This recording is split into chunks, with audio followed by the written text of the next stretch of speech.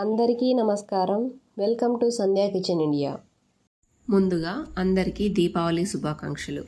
ఇవాల్టి మన వీడియోలో ఈ పండుగ శుభదినంలో దీపాల కాంతి మధ్యలో మనం ఒక తీపి జ్ఞాపకాన్ని పంచుకోబోతున్నాము. అదే మన పాతకాలపు ఆత్మీయమైన మలీద. దీపావళి అంటే కేవలం దీపాలు అలాగే బాణసంచ మాత్రమే కాదండి. అది మన మనసులో వెలిగే ఒక పండుగ. ఈ పండుగలో మన వంటింటి నుంచి వచ్చే తీపి వాసన, నెయ్యి పరిమళం మన మనసులో దీపాల్లాంటి ఆనందాన్ని పంచుతాయి. పిల్లలకి బాణసంచా పేల్చడంలో ఎంత ఆనందం ఉందో పెద్దవాళ్ళకి కూడా తీపి వంటలు చేసి పెట్టడంలో అంతే ఆనందం ఉంది. పాత రోజుల మధుర జ్ఞాపకాలని గుర్తు చేసుకుంటూ ఇక మలీదా తయారీ విధానంలోకి వెళ్దాం రండి. ముందుగా 1 కప్పు బొంబాయి రవ్వను తీసుకోవాలి. మనం ఏ కప్పుతో అయితే బొంబాయి రవ్వ తీసుకున్నామో అదే కప్పుతో 2 కప్పుల గోధుమ పిండిని తీసుకోవాలి. ఇక్కడ నేనైతే మనం గోధుమల్ని మరపట్టిస్తాం కదండి, ఆ గోధుమ పిండి వాడుతున్నాను. అలాగే చిటికడంత ఉప్పుని కూడా వేసుకోవాలి. వీటంతటిని ఒకసారి బాగా కలుపుకోవాలి. తర్వాత కొద్దిగా వాటర్ని పోసుకుంటూ చపాతీ పిండి ముద్దలాగా కలుపుకోవాలి. ఇప్పుడు కొద్దిగా నెయ్యిని వేసుకొని పిండినంతటిని చపాతీ పిండి ముద్దలాగా కలిపి అరగంట నుండి గంట పాటు పక్కన ఉంచుకోవాలి. పిండి ఎంత బాగా నానితే అంత బాగా వస్తాయండి. చూడండి, పిండి బాగా నానిపోయింది కదా. ఇలా నానబెట్టి పెట్టుకున్న గోధుమ పిండిని చిన్న ఉండల్లా తీసుకొని రౌండ్గా పూరీలా ఒత్తుకోవాలి. ఇలా రుద్దుకున్న తరువాత మనం ఒక ఫోర్కు సాయంతో ఆ రేకకంతా హోల్స్ వేసుకోవాలండి. అప్పుడే మనకు రేక్ అనేది బాగా కాలుతుంది. ఇలా 5-6 రేకుల్ని మనం రుద్ది పెట్టుకోవాలి. ఇలా రేకులన్నీ రుద్ది పెట్టుకున్న తర్వాత స్టవ్ పై పెన్నం పెట్టి పెన్నం హీట్ అయ్యాక మనం రుద్ది పెట్టుకున్న రేకులను వేసి మంటని మీడియం టు హై ఫ్లేమ్లో అడ్జస్ట్ చేసుకొని 2 వైపులా నెయ్యి వేసుకొని మనం చపాతీ కాల్చినట్లుగా కాల్చుకోవాలి.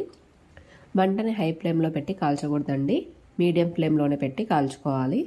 అప్పుడు మనకు రేక్ అనేది కొద్దిగా గట్టిగా అవుతుంది.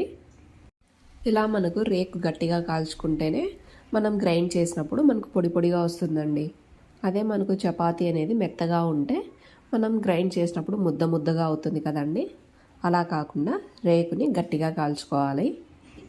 ఆయిల్తో కాల్చకూడదండి, నెయ్యితోనే కాల్చాలి. అప్పుడే మనకు మంచి టేస్ట్ వస్తాయి.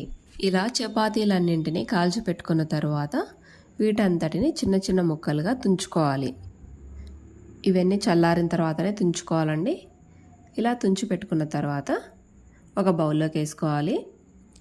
ఇప్పుడు మనకు 2 కప్పుల గోధుమ పిండి అలాగే 1 కప్పు బొంబాయి రవ్వ తీసుకున్నాం కదా, దీనికి 1.5 కప్పు బెల్లం తీసుకోవాలి. ఇలా మనం తుంచి పెట్టుకున్న ఈ చపాతీ ముక్కలలోకి 1.5 కప్పు బెల్లం తురుము తీసుకొని వీటంతటిని బాగా కలుపుకోవాలి. ఇలా కలుపుకున్న తర్వాత మిక్సీ జార్ తీసుకొని వీటిని కొద్దిగా వేసుకుంటూ మరీ మెత్తని ముద్దలా కాకుండా అలాగని పౌడర్లా కాకుండా ఈ విధంగా గ్రైండ్ చేసుకోవాలండి. కొద్దిగా వేసుకుంటూ గ్రైండ్ చేయండి. అప్పుడే మనకు పొడిగా బాగా వస్తుంది. మనకు ఈ పిండి అనేది మనం ఇలా పట్టుకుంటే ముద్దలా అయ్యే రకంగా ఉండాలండి.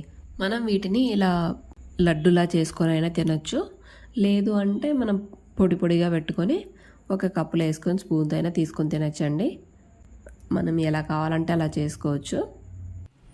వీటితో పాటే ఒక 5-6 యాలకుల్ని కూడా వేసి గ్రైండ్ చేసుకోవాలి. ఇలా పొడినంతటిని రెడీ చేసి పెట్టుకున్న తర్వాత ఒక గిన్నె కొబ్బరిని తీసుకొని ఇలా పొడుగుగా తురిమి పెట్టుకోవాలండి. ఇప్పుడు స్టవ్ పై ప్యాన్ పెట్టి 3 టేబుల్ స్పూన్స్ వరకు నెయ్యిని వేసుకోవాలి. నెయ్యి మెల్ట్ అయ్యాక మనకు నచ్చిన డ్రై ఫ్రూట్స్ని వేసుకోవాలి. జీడిపప్పు, బాదం, కిస్మిస్ ఇలా మనకి నచ్చిన ఏ డ్రై ఫ్రూట్స్నైనా వేసుకోవచ్చండి. డ్రై ఫ్రూట్స్ని వేసి కాస్త వేగాక మనం తురిమి పెట్టుకున్న కొబ్బరి కూర ఉంది కదండి, ఆ కొబ్బరి కూరని కూడా వేసి 1 నిమిషం పాటు వేపుకోవాలి. ఇప్పుడు దీనంతటిని తీసుకెళ్ళి మనం గ్రైండ్ చేసి పెట్టుకున్న మలీదా ఉంది కదండి, అందులోకి వేసి కలుపుకోవాలి. అంతే అండి, ఎంతో సింపుల్ అండ్ టేస్ట్ అయినటువంటి మలీదా రెడీ. ఈ మలీదా రుచినైతే నేను మాటల్లో చెప్పలేనండి. తప్పక మీరే ఒకసారి ట్రై చేసి మీకు ఎలా వచ్చిందో మీరే కామెంట్ చేయండి.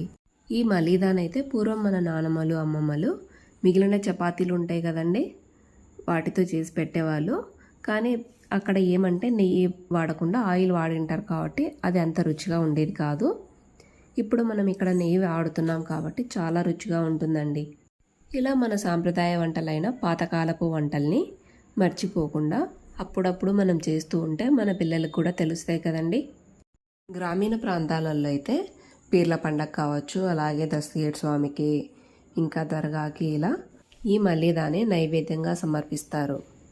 చూశారు కదండి, చాలా తక్కువ ఇంగ్రీడియంట్స్తో చాలా సింపుల్ అండ్ టేస్టీ అయినటువంటి మలీదా.